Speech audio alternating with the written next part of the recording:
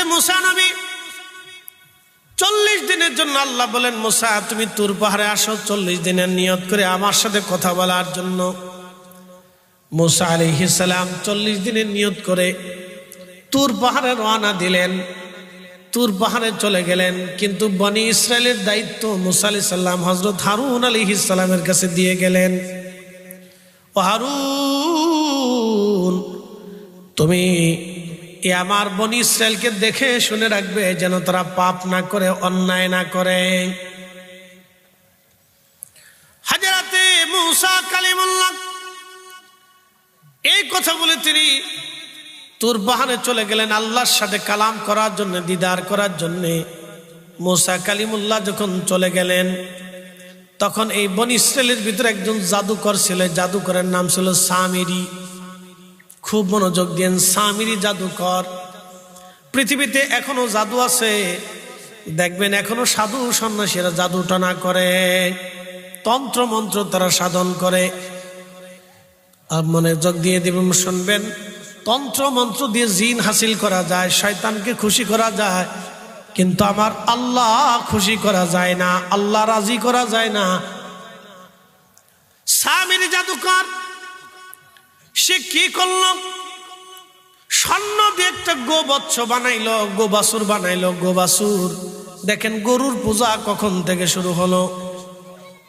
গোবাসুর বানাইয়া এই গোবাসুরের ভিতরে সে কিছু মাটি ঢুকাই দিল। কিসের মাটি? হযরতে মুসা কালিমুল্লাহ যখন নীল নদের পাশে ছিলেন, নীল নদ পাড়ি দিবেন, তখন মুসা আলাইহিস সালামের সাহায্যের জন্য আল্লাহর আসমান থেকে জিবরাইল আমিন আসলেন। জিবরাইল আমিন এসে আসমান থেকে জিবরাইল যখন ঘোড়ার পিঠে করে জিবরাইল নামলেন, যেই সময় নীল নদ রাস্তা হয়ে গেল নীল নদের ভিতরে দিয়ে, মুসা কালিমুল্লাহ নীল নদের ভিতরে দিয়ে নামবেন, রাস্তা হয়ে গেল। রাস্তা হয়ে যাওয়ার পরে মুসা আলাইহিস সালামকে সাহায্য করার জন্য জিবরাইল আসলেন। সামিরি দেখছে আসমান থেকে জিবরাইল নামলো, যে ঘোড়ার পিঠে চড়ে জিবরাইল নেমেছিল, ওই ঘোড়ার পা যেখানে বসেছিল সামিরি ওই পায়ের ওইখান থেকে মাটি নিয়েছিল। মাটিগুলি সে সংরক্ষণ করে রেখে দিয়েছিল। তারপরে সে কি করলো? ওই যে স্বর্ণ দিয়ে একটা গোবাসুর বানাইয়া, এই গোবাসুরটা বানানোর পরে এই গোবাসুরের ভিতরে সে মাটিগুলি ঢুকাই দিল। যখন মাটি ঢুকাই দিয়েছে, তখন মাটিটা ঢুকানোর পরে ওই গোবাসুরটা, স্বর্ণের নির্মিত গোবাসুরটা হাম্বা হাম্বা করা শুরু করছে। যখন হাম্বা হাম্বা শুরু করল, সামিরি ডাক দিয়ে বলতেছে, হে বনি ইসরাইল, তোমরা শোনো, মুসার খোদা আর তুর পাহাড়ে নাই, মুসার খোদা এই বাসুরের ভিতরে চলে আইছে। একসাথে বলেন নাউজুবিল্লাহ। গো পূজা কেমনে শুরু হইলো দেখেন। মুসার খোদা আর মুসার সাথে নাই, মুসার খোদা এখন এই গো বাসুরের ভিতরে চলে আইছে। কত বড় সিটার শয়তান, কত বড় ধোঁকাবাজ, আপনি একটু দেখেন। গো বাসুরের ভিতরে খোদা চলে আইছে। যখন এই কথা বলছে, বলার পরে 70,000, কত হাজার? 70,000 বনি ইসরায়েলের মানুষ সেজদার মধ্যে পড়ে গেছে গো বাছুরের সামনে, যে খোদা চলে আইছে। এই আমার দিকে তাকান, আমাদের চোখের আলো কে দিছে? না, একসাথে বলেন। পৃথিবীর সমস্ত জাদু টনা, আমার দিকে তাকান, পৃথিবীর সমস্ত জাদু টনা, তন্ত্র মন্ত্র, জ্ঞান বিজ্ঞান, মেধা গবেষণা এক জায়গা করলেও কি আল্লাহর দেওয়া বানানো একটা চোখের মতো চোখ বানাইতে পারবে? হ্যাঁ? তাহলে আমরা সেজদা কাকে দিব? আল্লাহকে দিব। মনোযোগ দিয়ে, পৃথিবীর সমস্ত জাদু তন্ত্র মন্ত্র, কবিরাজি, চিকিৎসা, অ্যালোপ্যাথিক, হোমিও, জ্ঞান বিজ্ঞান, পারমাণবিক পদার্থ, রসায়ন, সব বিদ্যা যদি এক জায়গা হয়, বলেন তো আল্লাহর দেওয়া একটা জিব্বার মতো কি তারা জিব্বা বানাই দিতে পারবে? পারবে না। তাহলে সেজদা কার হবে? একসাথে বলেন, কার? আল্লাহর, কোনো সন্দেহ নাই, সেজদা হবে আল্লাহর। প্রিয় উপস্থিতি, খুবই মনোযোগ দিবেন। সামিরি মাটিগুলি এনে ওই গোবৎসের বাছুরের ভিতরে, অর্থাৎ স্বর্ণের নির্মিত বাছুরের গোবৎসের বাছুরের ভিতরে ঢুকাই দিল। বাছুর হাম্বা হাম্বা হাম্বা হাম্বা করতে লাগলো। তখন সামিরি ডাক দেখো, শুনছ ও বনি ইসরাইল, বনি ইসরাইল তোমাদের খোদা এখন মুসার সাথে নাই, খোদা চলে গেছে গোবাছুরের ভিতরে। বনি ইসরাইলের 70,000 মানুষ সেজদার মধ্যে পড়ে গেল ওই গোবাছুরের সামনে। একটা ভ্রান্ত বিশ্বাসের জন্য 70,000 মানুষ ওই গোবৎসের বাছুরের সামনে সেজদায় পড়ে গেল। দেখেন মানুষ কত ভুল, কত বড় ভুল। মানুষ পাথরের সামনে সেজদা দেয়, মানুষ গাছের সামনে সেজদা দেয়, মানুষ মূর্তির সামনে সেজদা দেয়, মানুষ গরুর সামনে সেজদা দেয়, মানুষ মনে করে এটাই খোদা, এটাই আমাদের সব। মানুষ সূর্যের সামনে সেজদা দেয়, মানুষ আগুন জ্বালায় আগুনের সেজদা দেয়। বনি ইসরাইল 70,000 মানুষ যখন আল্লাহর সাথে শিরিক করলো, রব্বুল আলামিন ডাক দিলেন, হে আমার বান্দারা, ওয়াকাযা রব্বুকা আল্লা তা'বুদু ইল্লা ইয়্যাহু ওয়া বিল ওয়ালিদাইনি ইহসানা। রব্বুল আলামিন বললেন, হে আমার বান্দারা, তোমরা শোনো, আমি রব্বুল আলামিন বাধ্যতা করে দিলাম, তোমরা আমি আল্লাহ ছাড়া কারো ইবাদত করবে না, আমি আল্লাহ ছাড়া কাউকে সেজদা দেবে না, আমি আল্লাহ ছাড়া কারো আইন মানবে না, আমি রব যা বললাম তোমরা তা মেনে মেনে চলবে। আমি আল্লাহ ছাড়া তোমরা আর কারো আইন মানবে না, কিন্তু সাবধান, আমি আল্লাহ ছাড়া আর কারো ইবাদত করবে না। আল্লাহর নবী বলেন, উম্মত তোমাদেরকে যদি কেটে কেটে কেটে কেটে টুকরা টুকরা করা হয়, তারপরে তোমরা শিরিক করবে না। খুবই মনোযোগ দিবেন। বনি ইসরাইল 70,000 মানুষ ওই গোবৎসের গোবাছুরের সামনে সেজদায় মাথা পড়ে গেল। মুসা নবী আলাইহিস সালাম তুর পাহাড় থেকে আল্লাহর সাথে কালাম করে 40 দিন পরে এসে দেখলো, হায় হায়, মানুষেরা গোবৎসের সামনে মাথা নত করে সেজদায় পড়ে গেছে, তারা পূজা অর্চনা শুরু করে দিছে মাত্র 40 দিনের ব্যবধানে। মুসা নবী হারুনকে বলেন, হারুন, তোমার দায়িত্ব দিলাম আমার কম, তুমি দেখে শুনে রাখবারে। হারুন, করছো কি? আমার কম কেন শিরিকের মধ্যে লিপ্ত হলো? কেন তারা গোবাছুরের সামনে সেজদায় মাথা নত করলো? হযরত হারুন আলাইহিস সালাম বলেন, ভাইজান, ও আল্লাহর নবী মুসা, আমি বহু চেষ্টা করেছি, তাদেরকে নিবৃত্ত করেছি। এই সামিরি জাদুকর, সে হযরত জিবরাইল আলাইহিস সালামের পায়ের ঘোড়ার নিচে যেই মাটি ছিল, এই মাটিগুলি এনে সেই স্বর্ণ নির্মিত গোবাছুরের ভিতরে ঢুকাই দিয়েছে। এটা হাম্বা হাম্বা শুরু করার কারণে সে বলেছে, এই বাছুরের ভিতরে নাকি খোদা এসে গেছে, খোদা আপনারে ভুলে গেছে, এখন এই বাছুরের কাছে খোদা চলে আসছে। 70,000 মানুষ সেজদার মধ্যে পড়ে গেল। মুসা আলাইহিস সালাম এসে তাদেরকে বুঝাইলেন, তারা ভুল বুঝলো, হায় হায় সর্বনাশ, আমাদেরকে এত বড় ধোঁকা দিয়েছে, এখন তওবা করার উপায় কি, ক্ষমা পাওয়ার রাস্তা কি? মুসা নবী আল্লাহকে বলেন, আল্লাহ, ক্ষমা কি করে তারা পাবে? আল্লাহ বলেন, তাদের শাস্তি হলো তারা এই 70,000 মানুষ একজন আর একজনকে হত্যা করবে এবং তওবা করবে।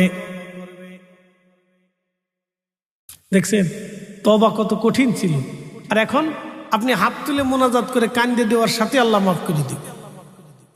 সুবহানাল্লাহ বললেন না আপনারা? আপনি হাত তুলে চোখের পানি সারার সাথে মাফ করে দিবে কে? আর তখন তওবা করতে হলে এই কঠিন গুনার তওবা, একটা আরেকজনের ছুরি মারবে পেটের ভিতরে।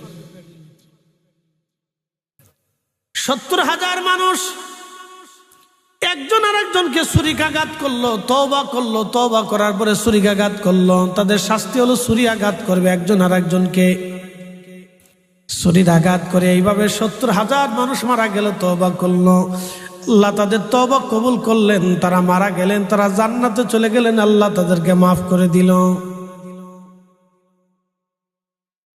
কিন্তু এই উম্মতের ব্যাপারে আল্লাহ কি বললেন? এই কোরআনে রব্বুল আলামিন বললেন, কুল ইয়া ইবাদিয়াল্লাযীনা আসরাফু আলা আনফুসিহিম লা তাকনাতু মির রাহমাতিল্লাহ।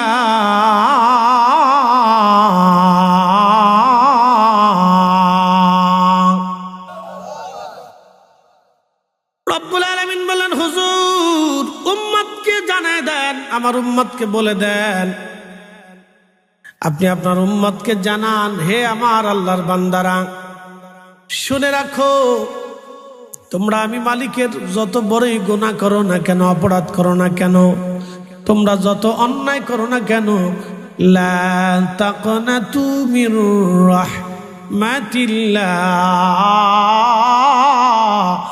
আমার রহমত থেকে তোমরা নিরাশ হইও না। একবার জোরে বলা যাবে কি মারহাবা। তওবা করো না রে মন, তওবা করো না, তওবা না করিলে গুনাহ, তওবা না করিলে গুনাহ মাফ হবে না রে মন, তওবা করো না।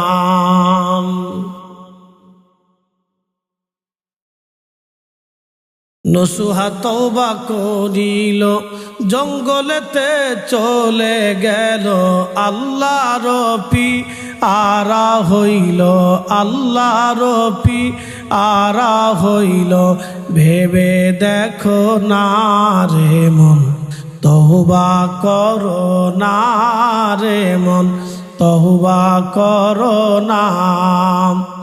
তওবা না করিলে গুনাহ, তওবা না করিলে গুনাহ মাফ হবে না রে মন, তওবা করো না।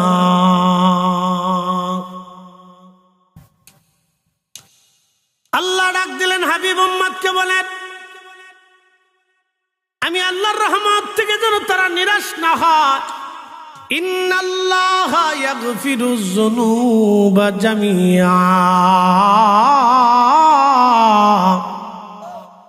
আমি রব্বুল আলামিন অবশ্যই অবশ্যই আমি রব তাদের জীবনের সমস্ত গুনাহগুলি আমি আল্লাহ মাফ করব, মাফ করে দেব, আমি আল্লাহ মাফ করে দিব।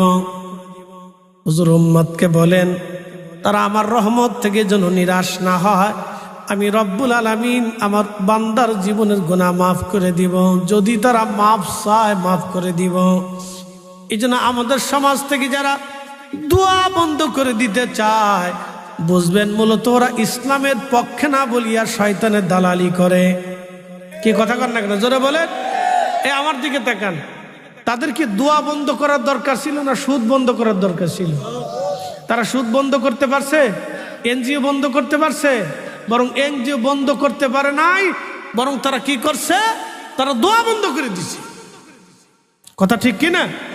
বন্ধ করার কথা ছিল এনজিও, বন্ধ করার কথা ছিল সুদ, সেটা করে নাই, করছে কি, তারা দোয়া বন্ধ করে দিছে। অথচ কোরআনে রব্বুল আলামিন বললেন, উদউনি আস্তাজিব লাকুম ইন্নাল্লাযীনা ইয়াস্তাকবিরুনা আন ইবাদাতি সায়াদখুলুনা জাহান্নামা দাখিরিন।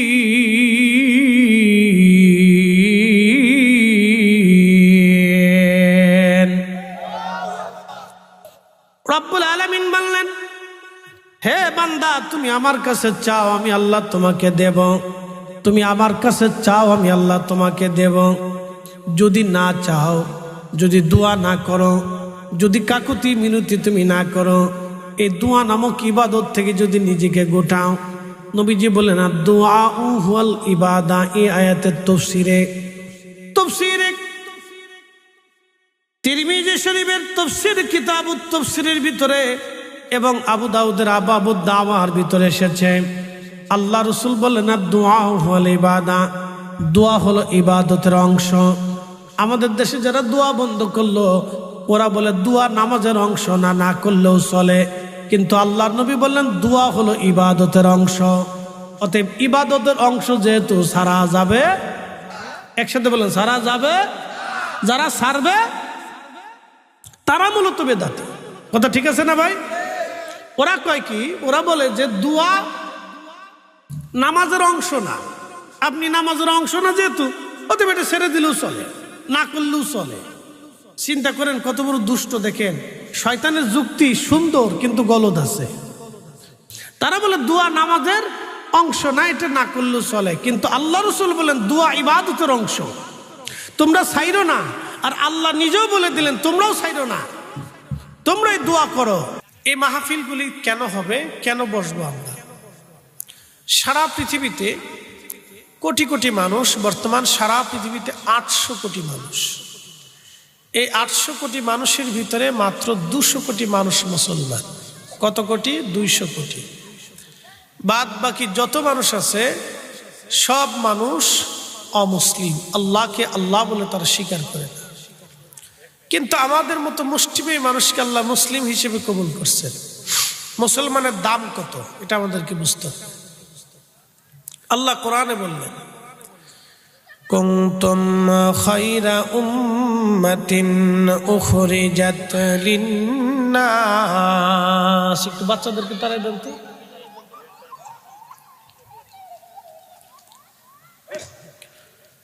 কুনতুম খায়রা উম্মাতিন উখরিজাত লিন্নাসি তা'মুরুনা বিল মা'রুফি ওয়া তানহাউনা আনিল মুনকার।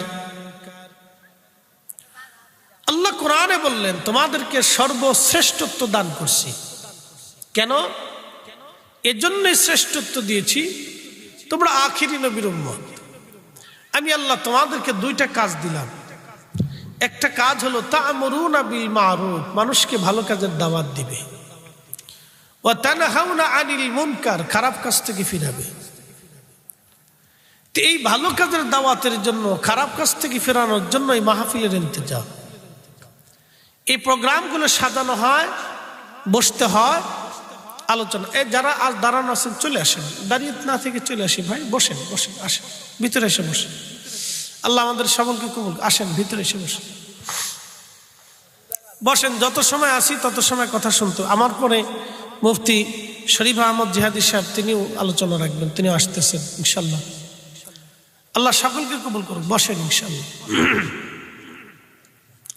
তো প্রিয় উপস্থিতি, আমাদেরকে আল্লাহ শ্রেষ্ঠত্ব দিলেন। কেন? আমরা আখিরি নবীর উম্মত, শ্রেষ্ঠ নবীর উম্মত, সেই জন্য আল্লাহ আমাদেরকে শ্রেষ্ঠত্ব দিয়েছে। আল্লাহ কোরআনে বললেন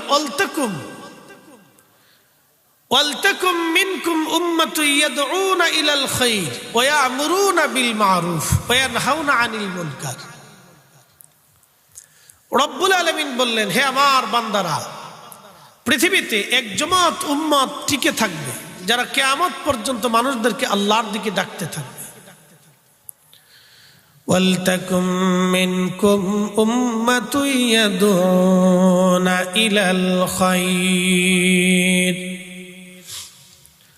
ইলাল খায়রি ওয়া ইয়া'মুরুনা বিল মা'রুফি ওয়া ইয়ানহাউনা আনিল মুনকার। রব্বুল আলামিন কুরআনুল কারীমের ভিতরে আমার রব, আমার আল্লাহ বললেন, হে আমার বান্দারা, কিয়ামত পর্যন্ত এক জামাত উম্মত কিয়ামত পর্যন্ত টিকে থাকবে। এক জামাত উম্মত কিয়ামত পর্যন্ত টিকে থাকবে যারা মানুষদেরকে ভালো কাজের দাওয়াত দিবে, খারাপ কাজ থেকে মানুষদেরকে তারা ফিরায় রাখবে। প্রিয় উপস্থিতি, খুব মনোযোগ দিবেন। কিয়ামত পর্যন্ত এই মানুষ গোষ্ঠী মানুষদেরকে আল্লাহর দিকে ডাকবে। তারা কারা? আমরা যারা আল্লাহর দিকে ডাকি, আমাদের ডাক আর খাজা মাইনুদ্দিন চিশতির ডাক একরকম না। মনে রাখবেন, খাজা বাবা আজমিরি আলোচনা করলেন, ওয়াজ করলেন, ওই জমানাতে মাইক ছিল না, প্যান্ডেল হতো না, বিরাট বড় জনসমুদ্র হতো না। তিনি অল্প অল্প মানুষের মধ্যে কি দাওয়াত দিলেন, 90 লক্ষ মানুষ ওনার হাতে কালেমা পড়ে মুসলমান হয়ে গেল। একবার জোরে বলা যাবে কি সুবহানাল্লাহ?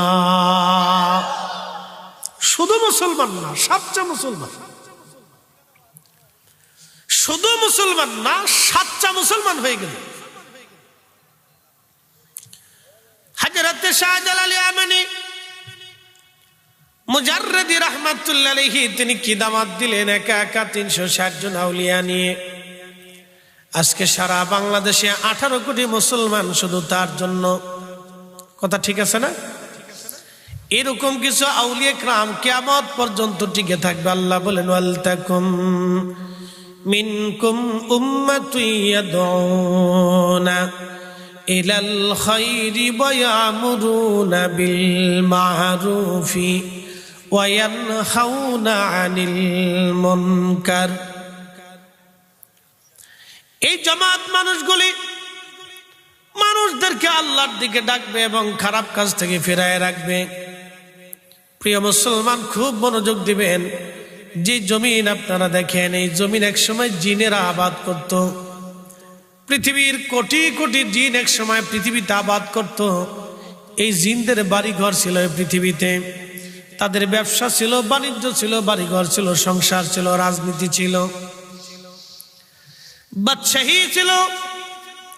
এই জিন জাতি পৃথিবীতে মারামারি, কাটাকাটি, দাঙ্গা হাঙ্গামা, ঝগড়া ফাসাদ করার কারণে, আল্লাহর অবাধ্য হওয়ার কারণে আমার রব জিন জাতিদেরকে ধ্বংস করে দিলেন। আল্লাহ বলেন খালাকাল জান্না মিন মারিজিম মিন নার।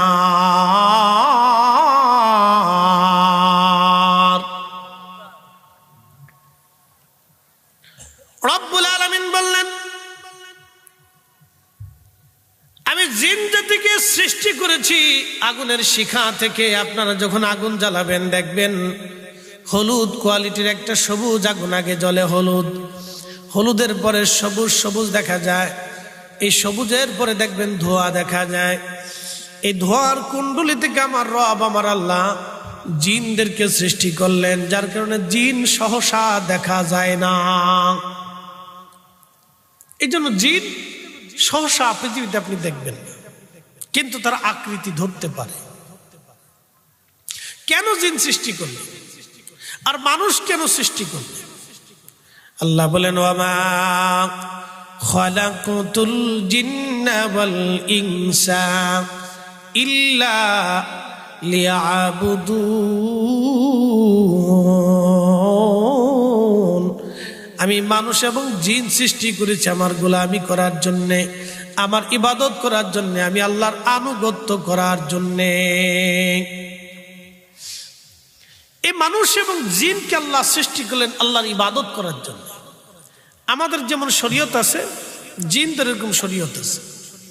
আমাদের যেমন নামাজ আছে, জিনদের এরকম নামাজ আছে। আমাদের যেমন কোরআনের তেলাওয়াত আছে, জিনদের এরকম কোরআনের তেলাওয়াত আছে। আমাদের যেমন জিকির আছে, জিনদের এরকম জিকির আছে। রব্বুল আলামিন আমাদেরকে এইভাবে, আমার রব আমার আল্লাহ জিন এবং মানব জাতিকে আল্লাহ শিক্ষা দিয়েছেন। দুইটা জাতি আল্লাহ পৃথিবীতে প্রেরণ করেছেন শুধুমাত্র আল্লাহর ইবাদতের জন্য, ভিন্ন কোনো কারণ নাই। শুধু আল্লাহর গোলামি করার জন্য আল্লাহ দুইটা জাতি পৃথিবীতে পাঠিয়েছেন। প্রিয় উপস্থিতি, খুব মনোযোগ দিবেন। রব্বুল আলামিন এই জিন জাতি পৃথিবীতে পাঠাইলেন। কোটি কোটি জিন পৃথিবীতে আসলো, সারা পৃথিবী তারা ছড়িয়ে গেল। সারা পৃথিবী ভরে জিন জাতি সারা দুনিয়াতে তারা আল্লাহর অবাধ্য হলো, আল্লাহর সাথে দুশ্মনী তারা শুরু করলো। একটা পর্যায়ে এত পরিমাণে দুশ্মনী আল্লাহর সাথে তারা শুরু করলো, সারা পৃথিবীতে জিন জাতির মধ্যে আল্লাহকে আল্লাহ ডাকার মতো আর কোনো জিন অবশিষ্ট রইল না। আল্লাহকে আল্লাহ ডাকবে এমন কোনো জিন নেই। তখন রব্বুল আলামিন ফেরেশতা জিব্রাইলকে হুকুম দিলেন, জিব্রাইল জিন জাতি ধ্বংস করো। দেখেন আমেরিকাতে আগুন লাগছে, আজকে 1 সপ্তাহ হলো তারা আগুন নিভাইতে পারে না। আচ্ছা বলেন তো আগুন জ্বালাইছে কে? আল্লাহ জ্বালাইছে না? তো আমেরিকার মতো একটা বড় সুপ্রিম পাওয়ার বিমান থেকে কত ওষুধ ফেলাচ্ছে, কত পানি ফেলাচ্ছে, কত চেষ্টা তারা করতেছে, কিন্তু আগুন নিয়ন্ত্রণ রাখতে পারতেছে না। সারা পৃথিবীতে জিনের আল্লাহর অবাধ্য হবে, মানুষ যখন আল্লাহর অবাধ্য হবে তখন আল্লাহ এরকম শাস্তি দিবে পৃথিবীতে।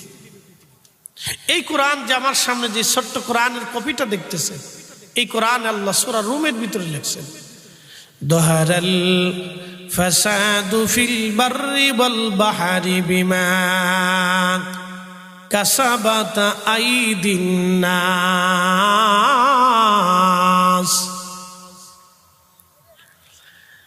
রব্বুল আলামিন কোরআনে বললেন, আমি তোমাদের জন্য বিপদগুলি চাপাই দেই না, বরং ঝড় তুফান, অনাবৃষ্টি, অতিবৃষ্টি, বন্যা, সাইক্লোন, এইগুলি আমি আল্লাহ দেই না। কিন্তু কেন দেই?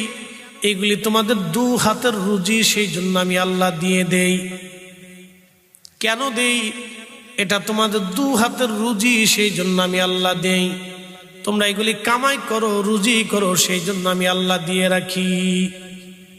মুসলমান কি বেশি লাগে? খাজা বাবা আজমিরি যখন ভারতে আসছিলেন তখন মুসলমান কয়জন ছিল? কয় হাজার কোটি ছিল। তখন ভারতে অন্তত এই উপমহাদেশে 50 কোটি শুধু হিন্দু ছিল। সারা ভারত উপমহাদেশে 1 লক্ষ মুসলমান ছিল না, হাতে গোনা 10-15 হাজার মুসলমান ছিল। 10-15 হাজার মুসলমান থেকে আজকে মুসলমান হয়েছে 50 কোটি। আপনি একটু চিন্তা করেন, খাজা বাবা আজমিরি যখন আসছে তখন সারা ভারতে 50 কোটি হিন্দু, আর খাজা বাবার সাথে কয়জন মুরিদ সন্তান, কয়জন দরবেশ, কয়জন আল্লাহর পাগল, ওনার কয়জন মুহিব্বিন মুরিদ, কয়জন আসছিল? অল্প কয়জন। সে অল্প কয়জন দিয়ে সারা ভারতে দিন প্রতিষ্ঠিত করলেন। আর আমরা 50 কোটি মুসলমান এখন যা পারি না, খাজা বাবা আজমিরি একা তাই দেখাইছে। কথা ঠিক আছে না ভাই? এই জন্য আমরা অলিদেরকে ভালোবাসি। অলিদেরকে কি করি? ভালোবাসি, কিয়ামত পর্যন্ত ভালোবাসবো। কথা বলেন ঠিক কিনা? আপনাদের সোনারঘাটে হজরতে সিফা সালাহ রহমতুল্লাহ ঘুমাই রয়েছে, মনোযোগ দেন। ওনার মাজার কোন দিকে? উত্তর দক্ষিণে না পূর্ব পশ্চিমে? পূর্ব পশ্চিমে মাজার। সারা দেশের কবর হলো উত্তর দক্ষিণে, তো ওনারটা পূর্ব পশ্চিম কেন?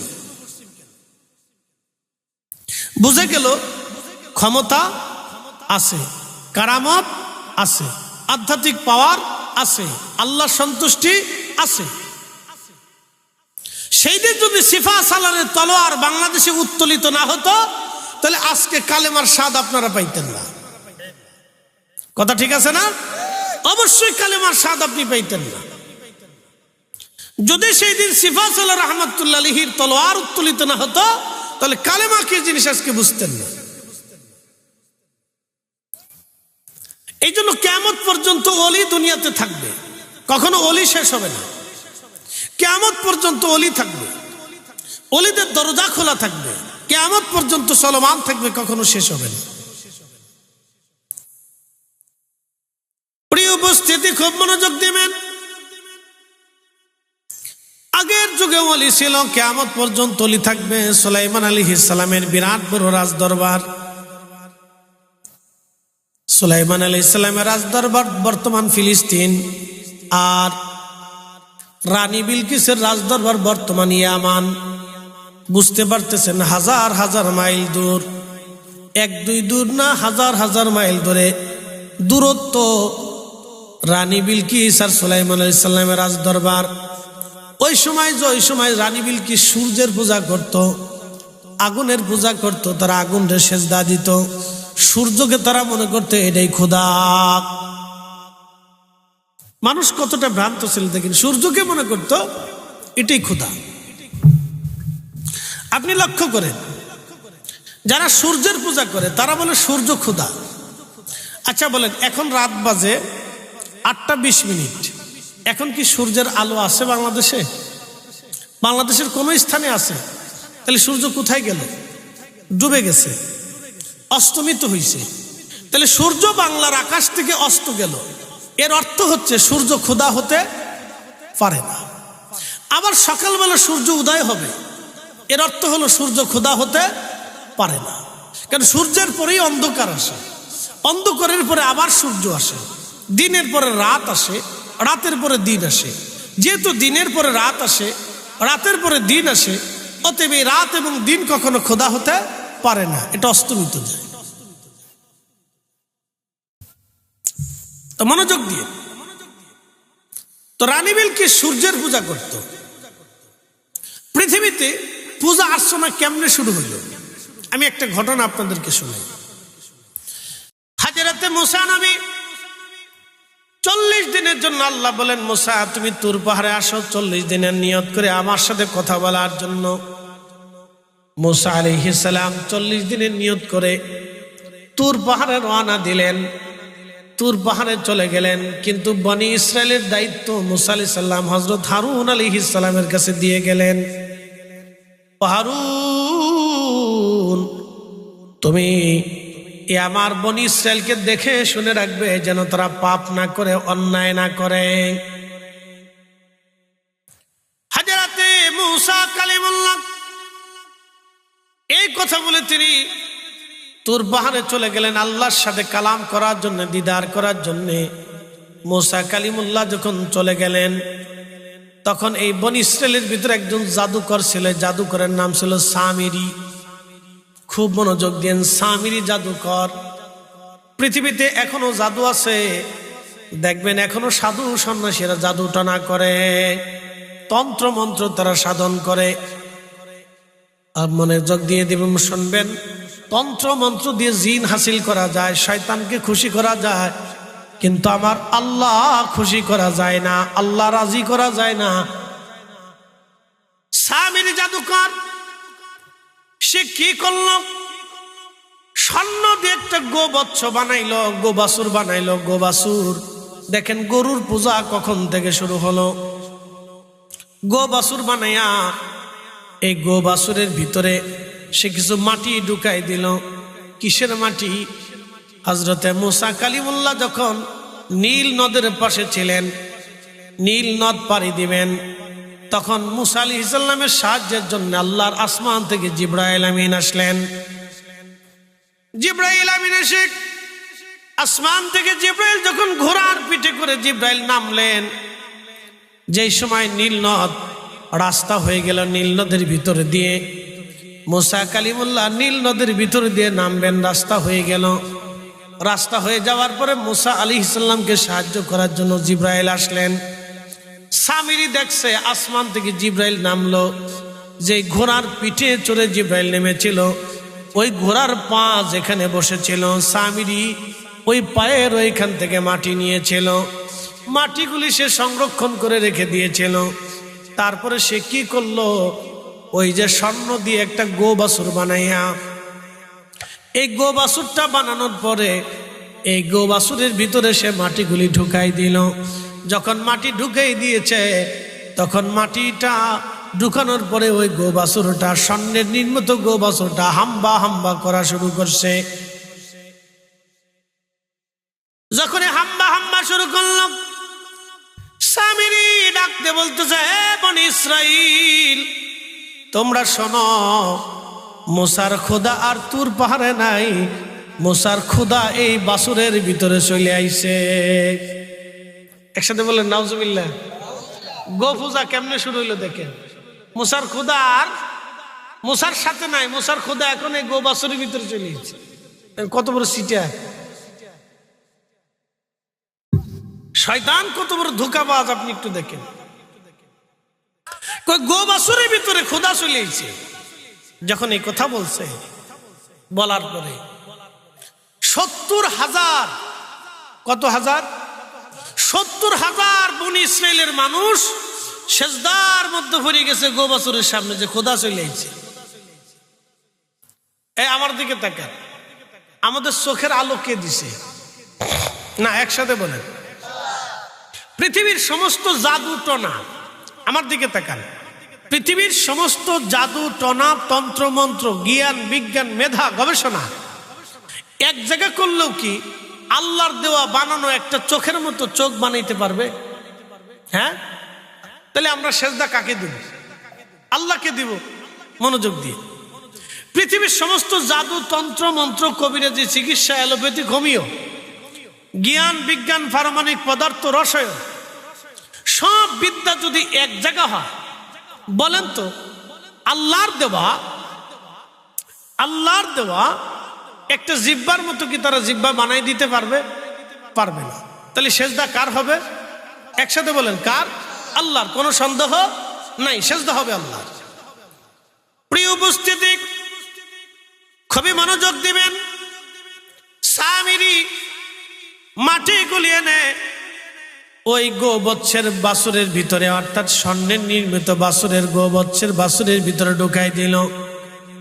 বাছুর হাম্বা হাম্বা হাম্বা হাম্বা করতে লাগলো। তখন সামিরী ডাক দেখো, শুনছ ও বনি ইসরাইল, বনি ইসরাইল, তোমাদের খোদা এখন মুসার সাথে নাই, খোদা চলে গেছে গোবাছুরের ভিতরে। বনি ইসরাইলের 70,000 মানুষ সেজদার মধ্যে পড়ে গেল ওই গোবাছুরের সামনে। একটা ভ্রান্ত বিশ্বাসের জন্য 70,000 মানুষ ওই গোবৎসের বাছুরের সামনে সেজদায় পড়ে গেল। দেখেন মানুষ কত ভুল, কত বড় ভুল। মানুষ পাথরের সামনে সেজদা দেয়, মানুষ গাছের সামনে সেজদা দেয়, মানুষ মূর্তির সামনে সেজদা দেয়, মানুষ গরুর সামনে সেজদা দেয়, মানুষ মনে করে এটাই খোদা, এটাই আমাদের সব। মানুষ সূর্যের সামনে সেজদা দেয়, মানুষ আগুন জ্বালাই আগুনের সেজদা দেয়। বনি ইসরাইল 70,000 মানুষ যখন আল্লাহর সাথে শিরিক করলো, রব্বুল আলামিন ডাক দিলেন, হে আমার বান্দারা, ওয়াকাজা রব্বুকা আল্লা তা'বুদু ইল্লা ইয়াহু ওয়া বিল ওয়ালিদাইনি ইহসানা।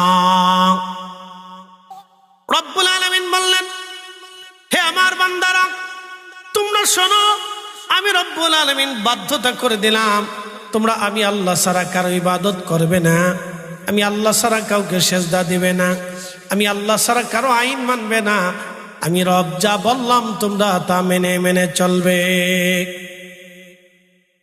আমি আল্লাহ ছাড়া তোমরা আর কারো আইন মানবে না, কিন্তু সাবধান, আমি আল্লাহ ছাড়া আর কারো ইবাদত করবা না। আল্লাহর নবী বলেন, উম্মত, তোমাদেরকে যদি কেটে কেটে কেটে কেটে টুকরা টুকরা করা হয়, তারপরে তোমরা শিরিক করবা না। একটু জিকিরে আল্লাহ আল্লাহ আল্লাহ।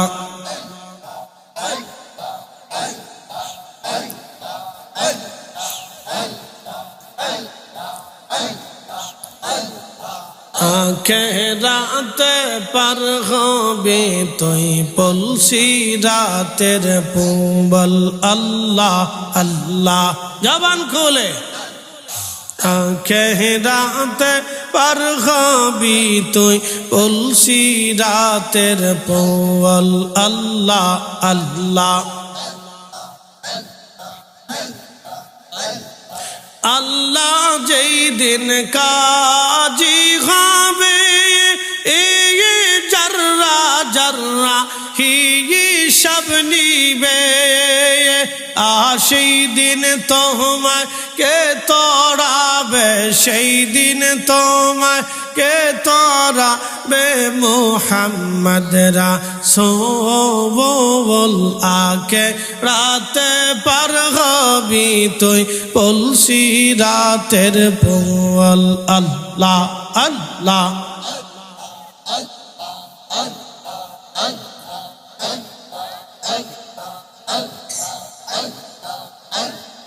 লা ইলাহা ইল্লাল্লাহু লা ইলাহা ইল্লাল্লাহু মুহাম্মদ রাসূল।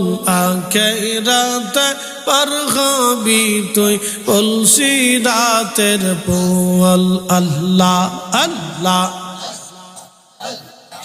আখিরাতে পার হবি তুই পলসি রাতের পুবল, আল্লাহ আল্লাহ। লা ইলাহা ইল্লাল্লাহু লা ইলাহা ইল্লাল্লাহু মুহাম্মদ রাসূল। আখিরাতে পার হবি তুই পলসি রাতের পুবল, আল্লাহ আল্লাহ।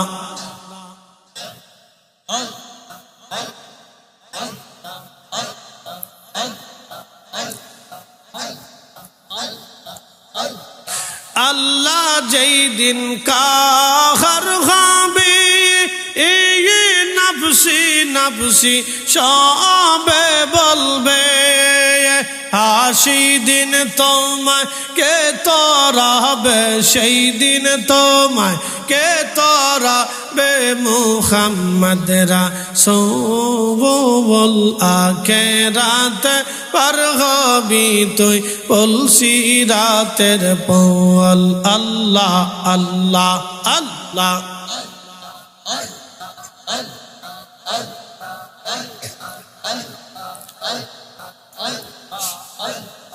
আল্লাহ যেই দিন কাজী হবে এই জর্রা জর্রা হিসাব নিবে সেই দিন তোমায় কে তরাবে সেই দিন তোমায় কে তরাবে মুহাম্মদ রাসূল আখিরাত পার হবি তুই পলসি রাতের পল আল্লাহ আল্লাহ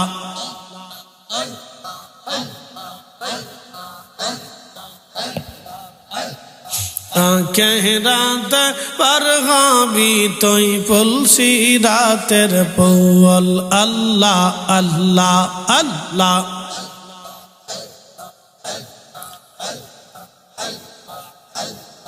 লা ইলাহা ইল্লাল্লাহু মুহাম্মাদুর রাসূলুল্লাহ সাল্লাল্লাহু আলাইহি ওয়াসাল্লাম। একবার জোরে বলা যাবে কি ইয়া রাসূলুল্লাহ। খুবই মনোযোগ দিবেন। বনি ইসরাইল ৭০,০০০ মানুষ ওই বৎসের বাছুরের সামনে সেজদায় মাথা পড়ে গেল। মুসা নবী আলাইহিস সালাম তুর পাহাড় থেকে আল্লাহর সাথে কালাম করে ৪০ দিন পরে এসে দেখলো হায় হায় মানুষেরা গোবৎসের সামনে মাথা আনত করে সেজদায় পড়ে গেছে। তারা পূজা অর্চনা শুরু করে দিছে মাত্র ৪০ দিনের ব্যবধানে। মুসা নবী হারুনকে বলেন, হারুন তোমার দায়িত্ব দিলাম আমার কম, তুমি দেখে শুনে রাখবারে। হারুন করছো কি? আমার কম কেন শিরিকের মধ্যে লিপ্ত হলো? কেন তারা গোবাছরের সামনে সেজদায় মাথা নত করলো? হযরত হারুন আলাইহিস সালাম বলেন, ভাইজান ও আল্লাহর নবী মুসা, আমি বহু চেষ্টা করেছি, তাদেরকে নিবৃত্ত করেছি। এই সামিরি জাদুকর সে হযরত জিবরাইল আলাইহিস সালামের পায়ের ঘোড়ার নিচে যেই মাটি ছিল এই মাটিগুলি এনে সেই স্বর্ণ নির্মিত গোবাছরের ভিতরে ঢুকাই দিয়েছে। এটা হাম্বা হাম্বা শুরু করার কারণে সে বলেছে এই বাছরের ভিতরে নাকি ক্ষুধা এসে গেছে, ক্ষুধা আপনারা ভুলে গেছে, এখন এই বাছরের কাছে ক্ষুধা চলে আসছে। ৭০,০০০ মানুষ সেজদার মধ্যে পড়ে গেল। মুসা আলাইহিস সালাম এসে তাদেরকে বুঝাইলেন, তারা ভুল বুঝলো। হায় হায় সর্বনাশ, আমাদেরকে এত বড় ধোঁকা দিয়েছে, এখন তওবা করার উপায় কি, ক্ষমা পাওয়ার রাস্তা কি? মুসা নবী আল্লাহকে বলেন, আল্লাহ ক্ষমা কি করে তারা পাবে? আল্লাহ বলেন তাদের শাস্তি হলো তারা এই ৭০,০০০ মানুষ একজন আর একজনকে হত্যা করবে এবং তওবা করবে। দেখছেন তওবা কত কঠিন ছিল। আর এখন আপনি হাত তুলে মোনাজাত করে কান্দে দেওয়ার সাথে আল্লাহ মাফ করে দিবে। সুবহানাল্লাহ বললেন না আপনারা? আপনি হাত তুলে চোখের পানি সারার সাথে মাফ করে দিবে কে?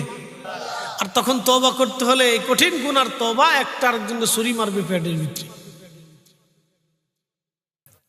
৭০,০০০ মানুষ একজন আরেকজনকে ছুরিকাঘাত করলো, তওবা করলো, তওবা করার পরে ছুরিকাঘাত করলো। তাদের শাস্তি হলো ছুরিয়াঘাত করবে একজন আরেকজনকে, ছুরির আঘাত করে। এইভাবে ৭০,০০০ মানুষ মারা গেল, তওবা করলো।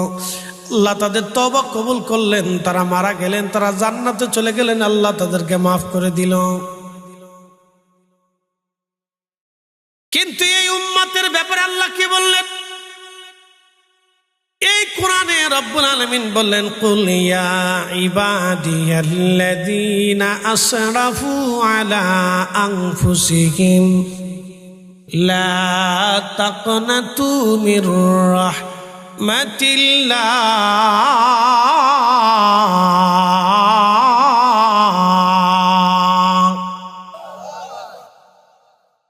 রব্বুল আলামিন বলেন, হুজুর উম্মতকে জানায় দেন, আমার উম্মতকে বলে দেন, আপনি আপনার উম্মতকে জানান, হে আমার আল্লাহর বান্দারা, শুনে রাখো, তোমরা আমি মালিকের যত বড়ই গুনাহ করো না কেন, অপরাধ করো না কেন, তোমরা যত অন্যায় করো না কেন, লা তাকনাতু মির রাহমাতিল্লাহ, আমার রহমত থেকে তোমরা নিরাশ হইও না। একবার জোরে বলা যাবে কি মারহাবা। তওবা করো না রে মন, তওবা করো না, তওবা না করিলে গুনাহ, তওবা না করিলে গুনাহ মাফ হবে না রে মন, তওবা করো না।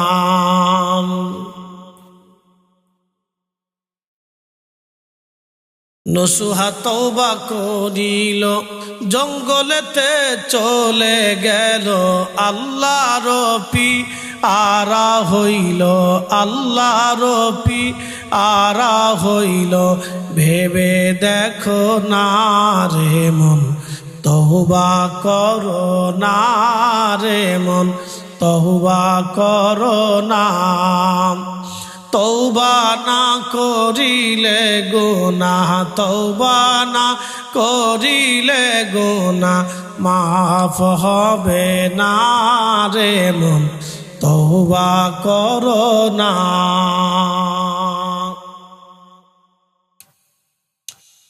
আল্লাহ ডাক দিলেন, হাবিব উম্মতকে বলেন, আমি আল্লাহর রহমত থেকে যেন তারা নিরাশ না হয়। ইন্নাল্লাহা ইয়াগফিরুয যুনুবা জামিআ,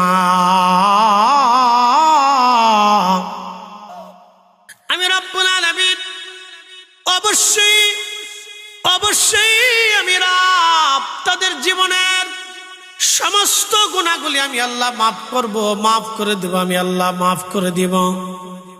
হুজুর উম্মতকে বলেন, তারা আমার রহমত থেকে যেন নিরাশ না হয়। আমি রব্বুল আলামিন আমার বান্দার জীবনের গুনাহ মাফ করে দিব, যদি তারা মাফ চায় মাফ করে দিব।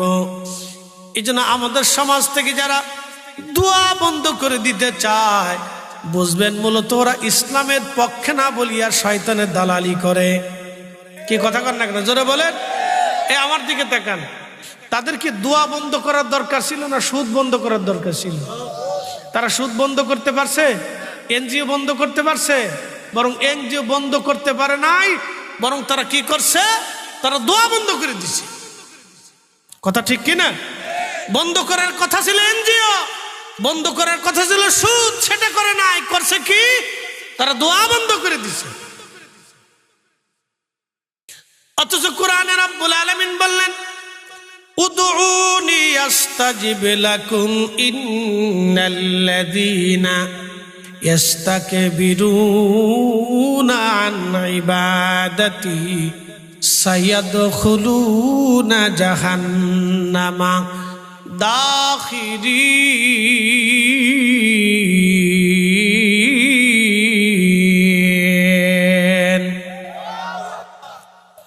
রব্বুল আলামিন বললেন, হে বান্দা, তুমি আমার কাছে চাও, আমি আল্লাহ তোমাকে দেব। তুমি আমার কাছে চাও, আমি আল্লাহ তোমাকে দেব। যদি না চাও, যদি দোয়া না করো, যদি কাকুতি মিনতি তুমি না করো, এই দোয়া নামক ইবাদত থেকে যদি নিজেকে গোটাও, নবীজি বলেন না, দোয়া হুয়াল ইবাদা। এই আয়াতের তাফসীরে তিরমিজি শরীফের তাফসীর কিতাবুত তাফসীরের ভিতরে এবং আবু দাউদের আবাবুদ দাওয়ার ভিতরে এসেছে, আল্লাহ রাসূল বলেন না, দোয়া হুয়াল ইবাদা, দোয়া হলো ইবাদতের অংশ। আমাদের দেশে যারা দোয়া বন্ধ করলো, ওরা বলে দোয়া নামাজের অংশ না, না করলেও চলে। কিন্তু আল্লাহর নবী বললেন দোয়া হলো ইবাদতের অংশ। অতএব ইবাদতের অংশ যেহেতু সারা যাবে, একসাথে বলেন সারা যাবে, যারা সারবে তারা মূলত বেদাত। কথা ঠিক আছে না ভাই? ওরা কয় কি, ওরা বলে যে দোয়া নামাজের অংশ না। আপনি নামাজের অংশ না যেহেতু, হতে পারে ছেড়ে দিলেও চলে, না করলেও চলে। চিন্তা করেন কত বড় দুষ্ট। দেখেন শয়তানের যুক্তি সুন্দর কিন্তু গলদ আছে। তারা বলে দোয়া নামাজের অংশ না, এটা না করলেও চলে। কিন্তু আল্লাহ রাসূল বলেন দোয়া ইবাদতের অংশ, তোমরা ছাইরো না। আর আল্লাহ নিজেও বলে দিলেন তোমরাও ছাইরো না, তোমরাই দোয়া করো। যারা বলে দোয়া নামাজের অংশ না, আল্লাহর নবী বললেন দোয়া ইবাদতের অংশ। আর আল্লাহ বলে দিলেন উদুনি আস্তাজিব লাকুম, তোমরা আমার কাছে চাও, আমি আল্লাহ তোমাদেরকে দেব। দেখেন আপনি যদি মার কাছে সকালে 10 টাকা চান, মা দেবে। দুপুরে চাইলেও দেবে, রাতে চাইলেও হয়তো দেবে, তারপরের দিন চাইলেও হয়তো দেবে, তারপরের দিন চাইলেও হয়তো দেবে। কিন্তু চতুর্থ দিন মা আর দেবে না, ধমক দেবে। কথা ঠিক আছে না? কলিজার টুকরা সন্তান যদি ঘন ঘন আপনার কাছে কিছু চায়, আপনি বেজার হয়ে যাবেন। কিন্তু একজন বেজার হয় না। নবী বলেন উম্মতরে মানলাম ইয়াসালিল্লাহ ফারকা বিলাইহি, তুমি এমন একজন রবের গোলাম, তুমি একজন মালিকের গোলাম, আল্লাহ তোমারে গোলাম বানাইছে। তুমি যত চাবা তত আল্লাহ খুশি হয়, যত না চাবা তত আল্লাহ বেজার হয়ে যায়। তুমি যত চাবা তত আল্লাহ খুশি, যত চাবা না তত বেজার। মানলাম ইয়াসালিল্লাহ ফারকা বিলাইহি, যে আল্লাহর কাছে চাই না আল্লাহ তার উপরে বেজার হয়। যত বেশি চাবেন তত বেশি পাবেন, যত বেশি চাবেন তত বেশি পাবেন, যত বেশি চাবেন তত বেশি পাবেন। যারা এই দোয়া বন্ধ করতেছে মূলত তারা শয়তানের দালালি করতেছে। যারা বলেন ঠিক কিনা, হাত উঁচু করে বলেন ঠিক কিনা। তাদের সাথে আমাদের সুন্নিদের কোনো সম্পর্ক হতে পারে না। কত বড় ভ্রান্ত মতবাদ নিয়ে তারা পৃথিবীতে আসছে মুসলমানদেরকে ধ্বংস করার জন্য। আপনি জানেন কোন ইবাদত কবুল হবে আমরা কি বলতে পারি? বলতে পারি না। সহিহ বুখারীতে আসছে এক পতিতা নারী। পতিতা নারী তো বুঝছেন, যে নারী টাকার বিনিময়ে দেহ ব্যবসা করে। আপনাদেরকে যদি বলি বাবাজি একটা মেয়ে আছে খুব পরমা সুন্দরী, চমৎকার সুন্দর, সে ব্যবহারও সুন্দর, এই কথাবার্তাও সুন্দর, লেখাপড়াও সুন্দর, চেহারাও সুন্দর, বংশ সুন্দর, বলে মেয়ে কি করে? বলে মেয়ে টাকার বিনিময়ে দেহ ব্যবসা করে। কোন বাবা কি তার ছেলের জন্য এই মেয়ে ঘরে বিয়ে করাতে আনবে? কেউ আনবে না, কেউ আনবে না। যেই বেটা মদ খায়, পতিতার ব্যবসা করে, সেও ভাবছে না আমার ছেলের জন্য আমি এই মেয়ে আনবো না। যে বেটা নিজে পতিতার ব্যবসা করে সেও আনবে না।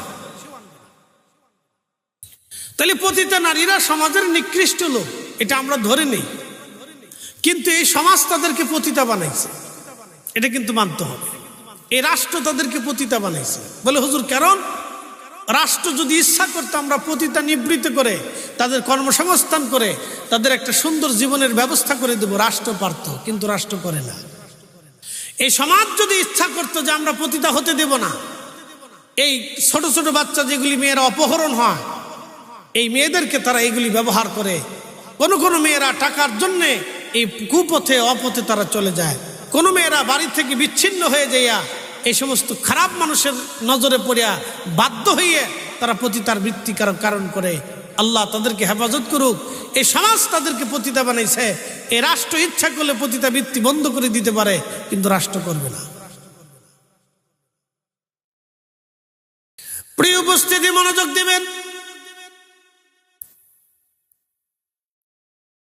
পতিতা নারী কাস্টমারের জন্য রাস্তার পাশে দাঁড়ানো। আরবের অবস্থা তো জানেন, প্রচন্ড গরম পড়লে এতটাই শুষ্ক আবহাওয়া, গরম শুধু গরম না, আবহাওয়াটা এত শুষ্ক, আপনার নাক দিয়ে জবান দিয়ে যখন আবহাওয়া আপনি শুষ্কটা টানবেন, নিঃশ্বাস যখন নিবেন, তখন এই নিঃশ্বাসের সাথে সাথে আপনার কলিজা পর্যন্ত শুকায় যাবে, জিহ্বা শুকায় যাবে,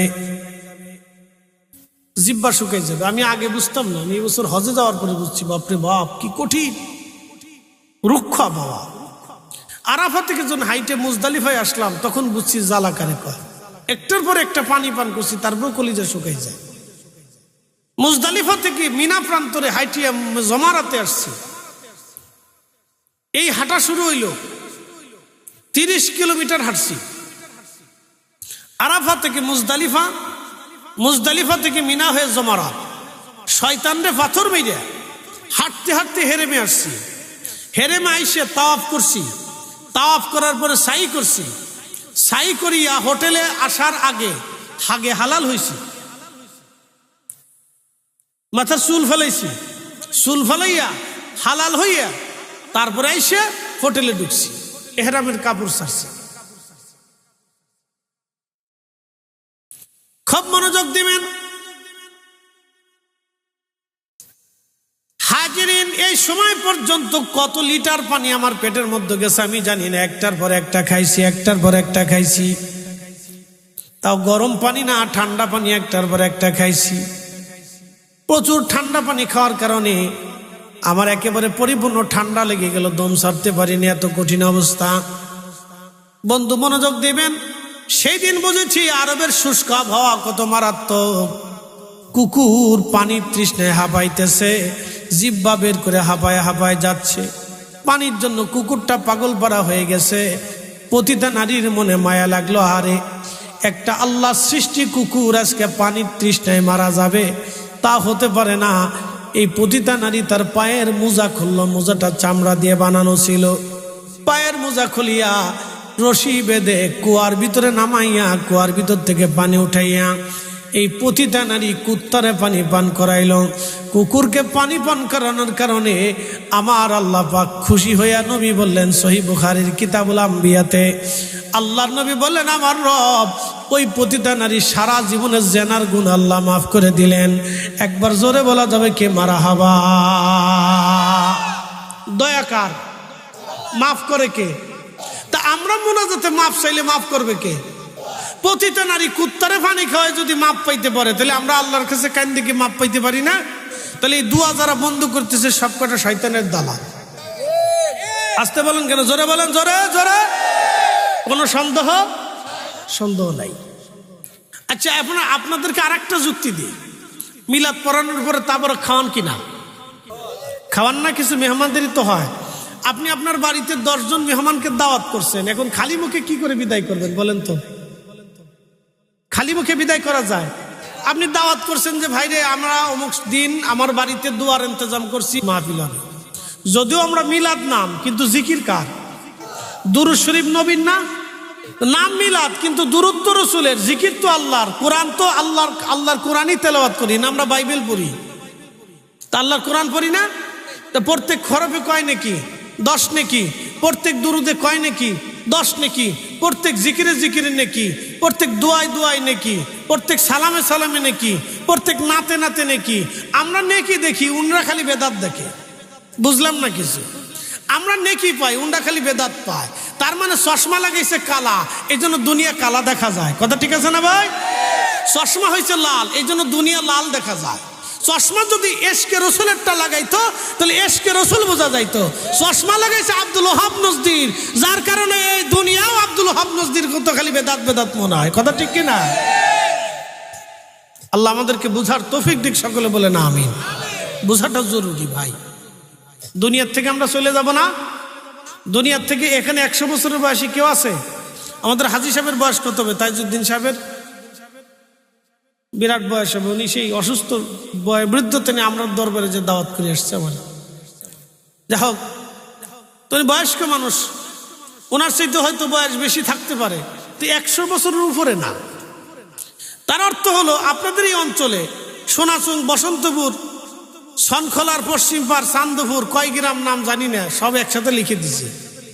যার কারণে আমি একসাথেই পড়তেছি, সোনাচুং, বসন্তপুর দক্ষিণে, সনখলার পশ্চিমে, চান্দপুর। এই গ্রামের নাম কি? চান্দপুর। তাহলে পাশে হলো সনখলা, তারপর হলো বসন্তপুরের পরে সোনাচুং। অসুবিধা নেই, সাইডটি ঠিকানা একবারে এমন ভাবে দিছে, আমার যখন সিএনজিতে আনছে আমাকে কই লয়ে যায়। সার্ফের তো কিছু দেখিনি, খালি মাঠ। হুজুর ওই যে আলো দেখা যেতেছে, ওই জায়গায় মাহফিল। আমি কিছু ওইসে কাম আজকে জীবনের তোরে আজকে ধরা পড়ছি আমি। গত বছর ইন্ডিয়া গেছি মাহফিলে, সে ইন্ডিয়ার এই জানুয়ারি 7 তারিখে, 5-6 তারিখে ঢুকছি, 7-8 তারিখে ইন্ডিয়ার আসামে মাহফিলে গেছি। গুয়াহাটি বিমানবন্দর থেকে, বিমান থেকে নাইমা আমার গাড়িতে উঠেছে একটা জিপে, উঠাই নিতে ব্রহ্মপুত্র সরে নিয়ে নামাইছে। বিরাট বড় নদী যমুনার, আমরা যে যমুনা ভারতের ভিতর হলো ব্রহ্মপুত্র কয়, আর বাংলাদেশ আসলে হলো যমুনা, ভারতের অংশ হলো ব্রহ্মপুত্র। তো এই ব্রহ্মপুত্র নদীতে নামাইছে, বুঝতেছেন চরের ভিতরে, আর সামনে যাই দিয়ে খালি পানি। তখন আমার তো ডর লাগছে, কলিজায় ভাল লেগে গেছে, হাই হাই এরা মানে আমার নিয়ে খুন করবে, আমার ভয় এসে গেছে। সর্বনাশ, আমাদের বাংলাদেশের চরে এরকম চুরি ডাকাতি হয়, তো এরা মানে আমার আটকায় সম্ভবত হয়তো কোনো সিস্টেম করবে, অপহরণ করবে, কি বিপদ না। আমি ডরায় লাভ দিয়ে গাড়ির ডাক্কা দিয়ে খুলে গাড়ির থেকে নামি আমি বললাম যে আমার কই লয়ে যেতেছেন, সামনে পানি, চারপাশে পানি, খালি চর আর চর, কই নিয়ে আসছেন আপনারা, রাস্তা নাই ঘাট নাই, কোথায় নিয়ে যাবেন? হুজুর আল্লাহর কসম করে কইলি চরের ভিতরে মাহফিল। আমি বললাম এই কথা আগে বললে তো আমি দাওয়াত নিতাম না। হুজুর বললে দাওয়াত নিবেন না, এর লেগে বলি নেই। আচ্ছা বসে আচ্ছা জি। তো যাই হোক, এই চরের ভিতরে গেছি, যাইয়ে বাপরে বাপ, যাই হাজার হাজার মানুষ, নারী পুরুষ মাহফিল শুনতেছে। কোথা থেকে আসছে, নৌকা মৌকা ভাড়া করে, দুনিয়ার মানুষ এসেছে, খুব গরিব মানুষ আর কি, খুব দরিদ্র। তো যাই হোক, তো আল্লাহ কবুল করছেন এই জন্য আসছে। আমার এখানে আল্লাহ নসিবে ছিল এই জন্য আসা হয়েছে, নসিবে না থাকলে আসার কোনো সুযোগ ছিল না। আল্লাহ নসিব করছেন সেই জন্য আসছে। তো খুব মনোযোগ দিন, আমরা মাটির নিচে চলে যাব। 100 বছর আগে যারা দুনিয়াতে ছিলেন, 100 বছর আগে যারা ছিলেন তারা সব মাটির নিচে চলে গেছে। বাকি 100 বছর পরে আমরাও মাটির নিচে চলে যাব। কথা ঠিক আছে না ভাই? আমাদের রব কয়জন? আমরা হাত পাতবো কয়জনের কাছে? না আমাদের কোনো ভিন্ন রব আছে? আপনি যদি ভারতে যান, তো মহারাষ্ট্রে গেলে যদি জিজ্ঞেস করেন আপনাদের বড় দেবতাকে, তোরা বলে আর এক দেবতার নাম। যদি আপনি দিল্লি আসেন, বলে আপনাদের বড় দেবতাকে, তোরা আর এক দেবতার নাম কয়। যদি আপনি ওই ক্যাঙ্গালুরে না বেঙ্গালুরে কয়, এখানে যদি জানতে বলে আপনার বড় দেবতাকে, তোর আর একজনের নাম কয়। আপনি যদি অন্ধ্রপ্রদেশে যান, যে বলেন আপনাদের বড় দেবতাকে, ওর আরেকজনের নাম কয়। আপনি যদি নেপালে যায় বলেন যে আপনাদের বড় দেবতাকে, তোর আরেকজনের নাম কয়। আপনি যদি কলকাতা বাংলাদেশে এসে বলেন আপনাদের বড় দেবতার নাম কি, ওরা দুর্গার নাম কয়। তারপরে আপনি যদি ওই কি বলে ঝাড়খণ্ড দিয়ে ওই বিহার টিয়ার ওই অঞ্চলে যায় বলে আপনাদের বড় দেবতাকে, ওরা আরেকজনের নাম কয়। প্রত্যেক প্রদেশে যার যার দেবতা আলাদা, তারা এক একজন দেবতার কাছে চায়। তা আমরা কয়জনের কাছে চাই? একসাথে বলেন, কয়জনের কাছে চাবো? কয়জনের কাছে? তা আমরা আল্লাহর কাছে না চাই তো অন্য কারোর কাছে চাওয়ার সুযোগ নাই। এই জন্য আল্লাহ বলছে আমার কাছেই চাও।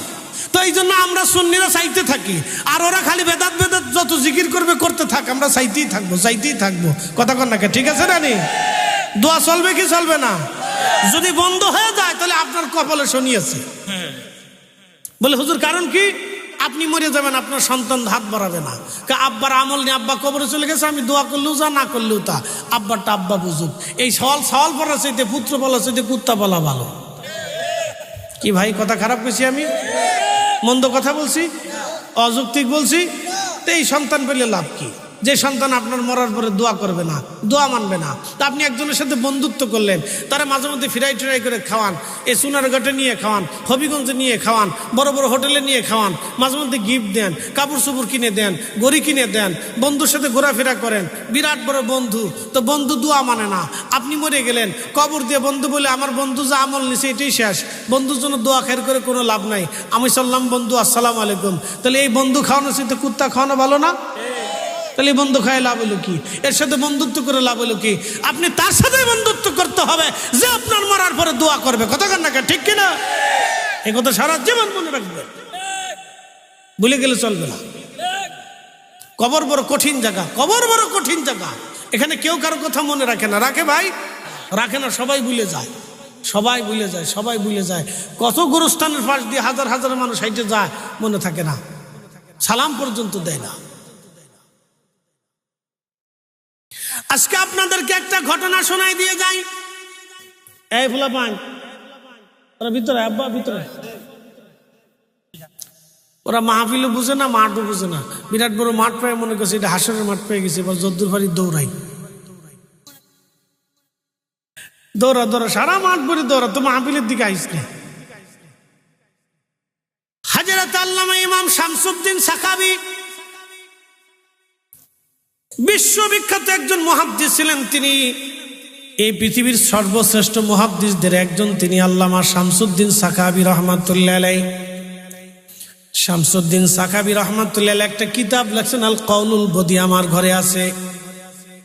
এই কিতাবখানার মধ্যে তিনি একটা ঘটনা লিখেছেন। হযরত হাসান বসরি রহমাতুল্লাহের জমানায় একজন মহিলা, তার একটা কন্যা সন্তান ছিল, মারা গেছে। সে মেয়েটাকে খুব আদর করত, ভালোবাসতো। অনেকে দেখবেন আদরের ছেলে মেয়ে আছে, সন্তানদেরকে বিরাট আদর করে। তবে বাবা মার উচিত সব সন্তানদেরকে একই সমান চোখে দেখা। অনেক বাবা আছে মেয়েদেরকে আদর কম করে, ছেলেরা বেশি আদর করে। না না না, মেয়েদেরকে যেমন আদর করবেন ছেলেদেরকেও তেমন আদর করবেন। সমানভাবে আদর করতে হবে, সমানভাবে দিতে হবে, বৈষম্য রাখা যাবে না। এক্ষেত্রে যদি বৈষম্য রাখেন তাহলে বিপদ আছে। কারো দুই বউ আছে, বড়টারে চোখে কম দেখে, ছোটটা বেশি সুন্দর, এটি নিয়ে খালি ঘুরে ফিরে বেড়ায়। আল্লাহ রসুল বলছেন, ও উম্মত, যার দুই স্ত্রী আছে কিন্তু বৈষম্য রাখে, সমানভাবে দেখে না, কিয়ামতের ময়দানে তার চেহারায় কোনো গোশত থাকবে না। আপনি ঠিক বললেও ঠিক, না ঠিক বললেও ঠিক। আল্লাহ রসুল যেটা কইছে এটাই ঠিক। কি কথা কন না কেন? সাদাকাল্লাহুল মাওলানাল আযীম। এই কোরআনে আল্লাহ যা বলছে তা ঠিক। ও সাদাকা রাসূলুহুন নবিয়ুল হাবিবুল কারীম। আমার নবী বলছে তা ঠিক। আল্লাহটাও সত্য, নবীটাও সত্য। কি কথা কন না কেন? এই জন্য আমাদের দেশে যারা আছে, ওই যে একদল আছে দেখবেন, তার নাম হলো আহলে কোরআন। তারা বলে আমরা কোরআন মানি, হাদিস মানি না। আমরা বলি তোমরা যারা কোরআন মানো, হাদিস মানো না, তোমরা মুসলমানই না। কি কথা খারাপ? সুস্পষ্ট কথা। যারা কোরআন মানে, হাদিস মানে না, তারা মুসলমান হতে পারে? হাদিস কার কথা? আমার রসুলের কথা না? তো রসুলের কথা যারা মানে না, তারা কি মুসলমান? তারা কাফির। কি কথা কন না কেন? ঠিক কিনা? এদের সাথে আত্মীয়তা করা যাবে? কাদিয়ানি। কাদিয়ানি কারা? তারা বলে আল্লাহ মানি, রসুল মানি, খুদা মানি, কবর মানি, হাসর মানি, কোরআন মানি, সব মানি, কিন্তু নবী, আখিরি নবী মানি না। বলেন আমাদের নবীর পরে আর কোন নবী আছে? তো যারা নবীরা আখিরি নবী মানে না, তারা কি মুসলমান? তারা কাফির। ওই জন্য তাদের সাথে লেনদেন, আত্মীয়তা করা যাবে? তাদের সাথে আমাদের কোনো ঘর সংসার হবে না। হিন্দুদের সাথে কি আমাদের ঘর সংসার হয়, আত্মীয়তা হয়? তারাও মানুষ, আমরা মানুষ। তারাও খায়, আমরাও খাই। তারাও ঘুমায়, আমরাও ঘুমাই। তাদের রক্ত লাল, আমরাও রক্ত লাল। তারাও যে মানুষ, আমরা সে মানুষ। তাদের চুল আছে, দাঁড়িয়ে আছে, আমরাও চুল দাঁড়িয়ে আছে। তারা যে পোশাক পরে, আমরা সেই পোশাক পরি। তারা যে শাকসবজি খায়, আমরা ওটাই খাই। তারা যে ফলমূল খায়, ওটা আমরাও খাই। তারা ভাত রুটি খায়, আমরাও খাই। তো তফাৎ কি? তাদের বিশ্বাসের সাথে আমাদের বিশ্বাসের মিল নাই। বুঝে গেছে? যার কারণে তাদের সাথে আমাদের আত্মীয়তা হয় না। এমনি লেনদেন হয়, ব্যবসা বাণিজ্য হয়, রাজনীতি হয়, কিন্তু আত্মীয়তা হয় না। তারা আমাদের সাথে আত্মীয়তা করে না, আমরাও তাদের সাথে আত্মীয়তা করি না। কাদিয়ানীদের সাথে আমাদের আত্মীয়তা হবে না, আহলে কোরআনদের সাথে আমাদের আত্মীয়তা হবে না। আর একদল নতুন বেরিয়েছে, নাম দিছে আহলে হাদিস। তারা বলে রসুলের আব্বা আম্মা দুইজন কাফের। কি বুঝলেন আপনারা? এই জন্য আমরা সুন্নিরা বারবার বারবার নজদি নজদি নজদি নজদি জিকির করি। কারণটা কি? আপনারা মনে করেন যে আমরা হিংসা করি। হিংসা করি না, আমরা মুসলমানের ঈমান বাঁচাইতে হবে। কথা কন না কেন?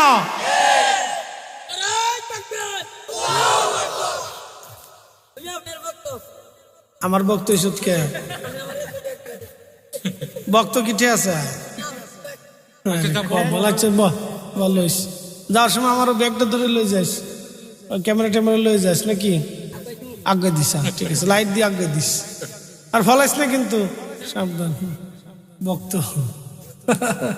এরকম বক্ত সারা দেশে নিতে আমার পরে বিক্রি করে খাওয়া লাগবে দেখতেছি। বক্ত মারাত্মক বক্ত। ঠিক আছে, যা। তো দেবো না, দেবো না, দেবো না, দেবো না, অসুবিধা নেই। খালি কি আমার বক্ত না, আরো অন্য কারো বক্ত? আর বক্ত আছে না? হ্যাঁ, ঠিক আছে, ঠিক আছে।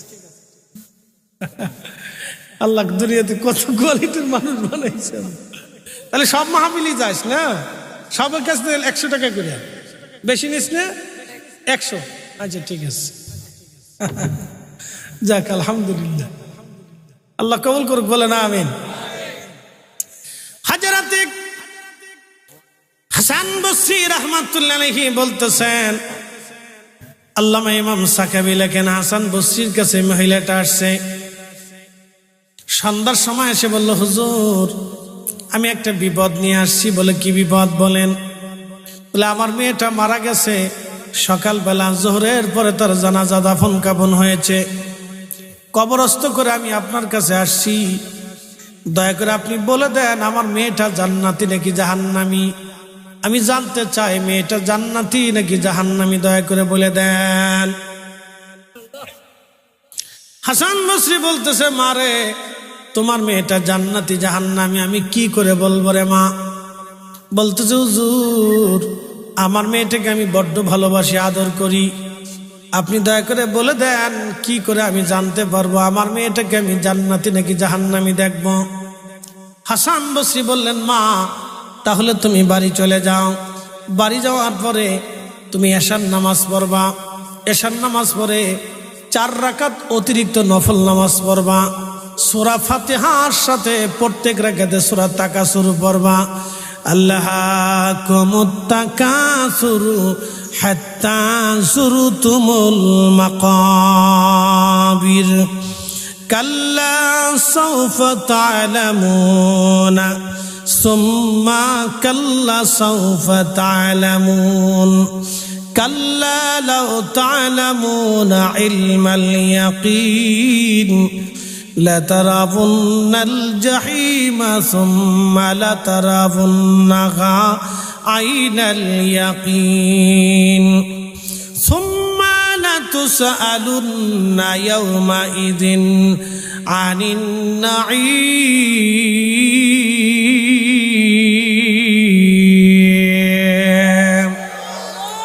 এই সূরার অর্থ আলহাকুমুত তাকাসুর, মানুষ সম্পদের পিছনে দৌড়ায়, ঠিক আছে না? সম্পদের পিছনে দৌড়ায়, সম্পদ রুজি করার জন্য চেষ্টা করে, সম্পদকে তারা আপন মনে করে নেয়, সম্পদকে প্রাধান্য দেয়। কিন্তু কতদিন? আল্লাহ বলেন হাত্তা যুরতুমুল মাকাবির, কবর পর্যন্ত সময়, এরপরে আর সুযোগ নাই। জিন্দেগি তোর যাইরে ফাঁকি দিয়া রে সোনার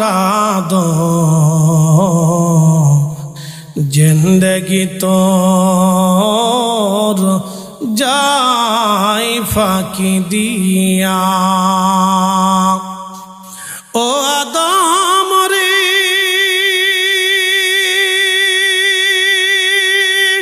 পাক ধরিয়া গেছে দাড়ি, দন্ত মাসে গোটা চারি,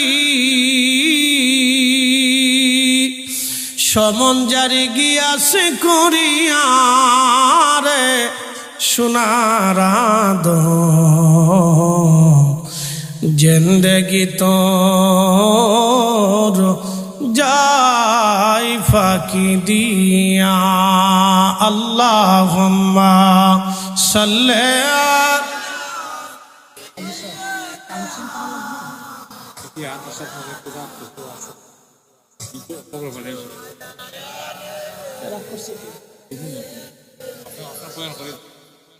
মাওলানা, তুমি আল্লাহর প্যারা হাবিব, তোমার তুলনা নাই কেউ আর, তোমার মতো আকাশ ভ্রমণ করেনি কোন পয়গম্বর। আল্লাহুম্মা সাল্লি আলা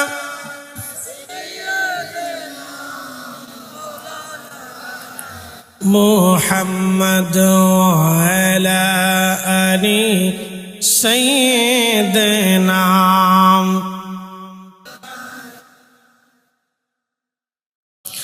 রব্বুল আলামিন কুরআনুল কারীমের ভিতরে আল্লাহ বললেন কাল্লা সাওফা তা'লামুন, অচিরেই মানুষ জানতে পারবে। সুম্মা কাল্লা সাওফা তা'লামুন, অথবা অচিরেই মানুষ জানতে পারবে। কাল্লা লাউ তা'লামুনা ইলমাল ইয়াকিন, অচিরেই তারা 2 চোখ দিয়ে দেখতে পারবে, বুঝতে পারবে। অচিরেই তারা জাহান্নাম দেখবে, তারা শাস্তি দেখবে, আমি আল্লাহর জগৎ তারা দেখবে। অর্থাৎ তাদের মৃত্যুর সময় যে কোনো সময় ঘনিয়ে যাবে। এই সূরা তাকাসুর পড়ে এ মহিলা, তুমি রাত্রিবেলা এশার নামাজের পরে 4 রাকাত নামাজ পড়ে, 4 রাকাত নামাজ তুমি পড়বা। 4 রাকাত নামাজ পড়ে এই 4 রাকাতে সূরা ফাতিহার সাথে সূরা তাকাসুর পড়বা। তাকাসুর পড়িয়া তারপরে তুমি দুরূদ শরীফ পড়বা। তাসবিহ খানা হাতে নিয়ে দুরূদ শরীফ পড়বা। দুরূদ শরীফ পড়ে পড়ে পড়ে পড়ে আল্লাহর দরবারে দোয়া করবা। আল্লাহর দরবারে দোয়া করার পরে রব্বুল আলামিন তোমাকে বলে দিবে তোমার মেয়েটা জান্নাতি নাকি জাহান্নামী। আচ্ছা আসেন তাড়াতাড়ি আসেন। বেশি রাতে দেখি আসেন। ঠিক আছে ঠিক আছে, থাকলে থাক, সময় মতো নিয়ে এসো। আচ্ছা যাক আলহামদুলিল্লাহ। 4 রাকাত নামাজ পড়ে দুরূদ শরীফ পড়তে থাকবা। তো পড়তে পড়তে যখন ঘুমাবা তখন আল্লাহ তোমার স্বপ্নে দেখাই দিবে তোমার মেয়েটা জান্নাতে নাকি জাহান্নামে। একসাথে বলেন সুবহানাল্লাহ। কোন সূরা? তাকাসুর। ফাতিহার পরে সূরা তাকাসুর 4 রাকাতে পড়তে হবে। সূরা ফাতিহার পরে সূরা তাকাসুর 4 রাকাতেই পড়তে হবে। সূরা ফাতিহার পরে সূরা তাকাসুর 4 রাকাতে পড়তে হবে। এরপরে তাসবিহ হাতে নিয়ে দুরূদ পড়া লাগবে, দুরূদ শরীফ। এবার বুঝে নেন দুরূদের পাওয়ার কত। একবার জোরে বলা যাবে কি মারহাবা। নবীর দরুদ পড়হ দিলে দিলে তোমরা, নবীর দরুদ পড়হ দিলে দিলে হৃদয় খুলে, নবীর দরুদ পড়হ দিলে দিলে তোমরা, নবীর দরুদ পড়হ দিলে দিলে হৃদয় খুলে, নবীর দরুদ পড়হ দিলে দিলে। গর্বে রাসূল দিওয়ানা টের পাইলেন না মায়া মেনা, খবর দিল জিবরাইল আমিনে, হায় হায় খবর দিল জিবরাইল আমিনে, রাইখো মনে নবীর দরুদ পড়হ দিলে দিলে তোমরা, নবীর দরুদ পড়হ দিলে দিলে হৃদয় খুলে, নবীর দরুদ পড়হ। আল্লাহর ওলি হযরতে হাসান বসরি রাহমাতুল্লাহ আলাইহির কথা শুনে মহিলা চলে গেলেন বাড়ি। রাত্রিবেলা এশার নামাজ পড়ে 4 রাকাত নফল নামাজ পড়লেন সূরা ফাতিহার সাথে তাকাসুর দিয়ে।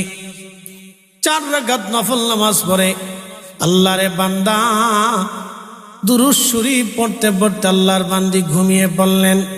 স্বপ্নের ভিতরে দেখতেছে আমার রব আমার আল্লাহ ওই মেয়েটাকে জাহান্নামের ভিতরে দেখায়।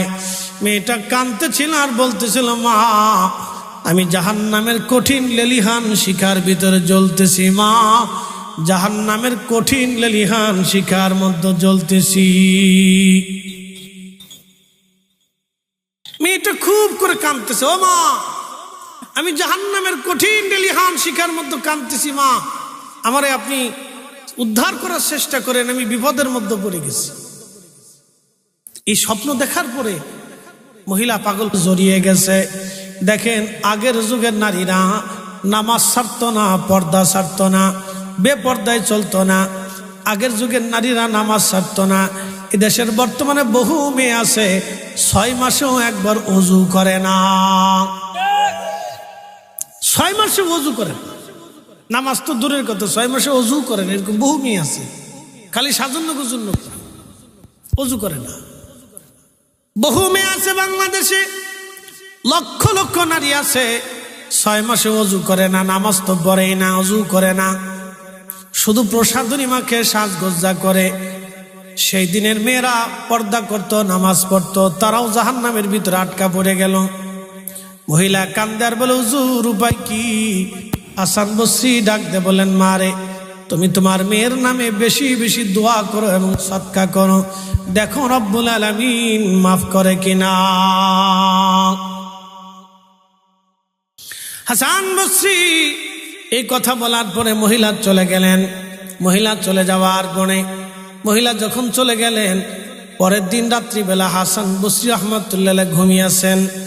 স্বপ্নের ঘরে দেখতেছেন জান্নাতের উচ্চ মাকামে একটা মেয়ে জান্নাতের ঝর্ণার পাশ দিয়ে, নদীর পাশ দিয়ে জান্নাতের পল্লে পল্লে প্রাসাদের সামনে ঘোরাফেরা করতেছে হাসি খুশি।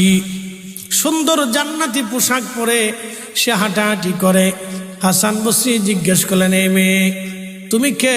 তোমার পরিচয় কি? জান্নাতের উচ্চ মাকামে তুমি কি করো? মেয়েটা বলতেছিল, হুজুর আপনি আমারে চিনেন নাই। আমার মাগফিরাতের জন্যে আমার মা আপনার কাছে গিয়েছিল, আমার হালতের কথা জানার জন্য গিয়েছিল। আপনি তার জন্য একটা আমল আপনি বাতলাই দিয়েছিলেন। এই আমলের কারণে আজকে এই আমল বাতলিয়ে দিয়েছিলেন। আমার মা ওই আমলটা দিয়ে আমারে দেখেছিল আমি জান্নাতি নাকি জাহান্নামি। হাসান বসরি বললেন, মারে তোমার মা তো দেখছে তুমি জাহান্নামি, কিন্তু মারে তুমি জান্নাত কেমনে পাইলা? আল্লাহ তোমারে কেন মাফ করলো বলো? তখন মেয়েটা বলল, হুজুর আমার অপরাধের জন্য আমি জাহান্নামে চলে গিয়েছিলাম, কিন্তু আমার রব আমার আল্লাহ আমারে মাফ করে দিয়েছেন। বলে, কেন মাফ করলো মা বলো? বলে, হুজুর আমার যে গোরস্থানের মধ্যে মা দাফন করেছিল, এই গোরস্থানে শুধু আমি না আরো 70,000 কবর আছে। কত হাজার কবর? তাহলে চিন্তা করেন কত বছর আগের কবর, 70,000 কবর আছে। হুজুর 70,000 মুসলমানের কবরের ভিতরে, ওগো আল্লাহর ওলি শুনে নেন ভালো করে, এই গোরস্থানের পাশ দিয়ে একজন আল্লাহর ওলি যাইতেছিলেন। তিনি গোরস্থানের পাশে দাঁড়াইলেন, তার খুব মায়া লাগলো। সে আল্লাহর নবীর উপরে দুরূদ শরীফ পড়ে, আল্লাহর হাবিবের উপরে দুরূদ শরীফ পড়ে পড়ে পড়ে পড়ে আমাদের কবরের গোরস্থানের পাশে দাঁড়ায় হাত তুলে দোয়া করে গেছে। এই দুরূদের কারণে আল্লাহ রাব্বুল আলামিন আমাদের 70,000 গোরস্থানবাসীর জীবনের গুনাহ আল্লাহ মাফ করে দিছে। আরো জোরে বলেন আল্লাহু আকবার। কত হাজার মাফ করলো? কিসের কারণে? নবীর দুরূদ জিয়ারতের কারণে। কথা ঠিক আছে না ভাই? তাহলে এখন এই জিয়ারত দোয়া এগুলো চলবে না বন্ধ হবে? যারা বন্ধ করতে চায় বুঝবেন সব শয়তানের এজেন্ডা বাস্তবায়ন করার মাঠে নামছে। কথা ঠিক কিনা? সমস্ত শয়তানের এজেন্ডা বাস্তবায়ন করার জন্য মাঠে নামছে। আল্লাহ তাদের থেকে আমাদেরকে হেফাজত করুক, বলেন আমিন। দেখেন দুরূদ দুরূদ, এই জন্য দুরূদের বরকত খুব বিশুদ্ধ বরকত, কঠিন বরকত। আপনারা মধু খান না? মধু খান, মধু মিষ্টি, কিন্তু মধু শুধু মধু না। এই কোরআন আল্লাহ বলছেন আশ-শিফাউল লিন-নাস, আল্লাহর জবান আল্লাহ বলছেন এটা মানুষের জন্য শেফা। একসাথে বলবেন আল্লাহু আকবার। এখন বলেন মধু বানায় কে? তাও রাখো, এটা শেষ। মধু বানায় কে? মৌমাছি। মধু তৈরি করে কারা? মৌমাছি না? মৌমাছিরে মধু বানানোর হিকমত দিছে কে? পৃথিবীর সব জ্ঞান বিজ্ঞান মেধা ডক্টর সব এক জায়গা হইলে কি মৌমাছির মতো মধু বানাইতে পারবে? হ্যাঁ, তাহলে বিজ্ঞানও মৌমাছির কাছে ফেল। কি কথা কন না কেন? বিজ্ঞানও মৌমাছির কাছে কি ফেল, এটা বুঝতে হবে।